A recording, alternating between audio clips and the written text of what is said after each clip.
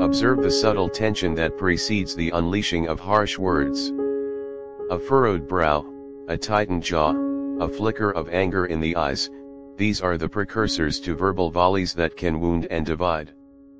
The Dhammapada cautions us against the initial impulse to speak with venom, to allow our frustrations and resentments to manifest as sharp-edged pronouncements that can inflict lasting pain.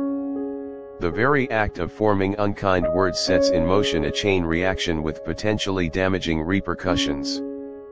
The natural consequence of uttering harsh words is often a reciprocal exchange of negativity. Those who are on the receiving end of unkind speech are likely to feel hurt, disrespected, and provoked.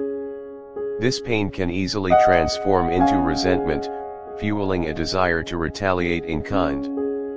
The Dhammapada highlights this predictable cycle: harshness begets harshness, anger ignites anger. The initial act of verbal aggression often serves as a catalyst for a bitter and escalating exchange, where both parties become entangled in a web of hurtful pronouncements. The Dhammapada underscores the inherent suffering that accompanies angry and vindictive speech. The act of expressing negativity, even if seemingly cathartic in the moment, often leaves a residue of bitterness and regret.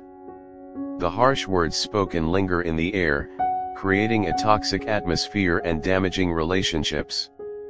Both the speaker, burdened by their own negativity, and the listener, wounded by the sharp pronouncements, experience a form of inner turmoil. The cycle of verbal aggression perpetuates suffering, leaving emotional scars that can take a long time to heal.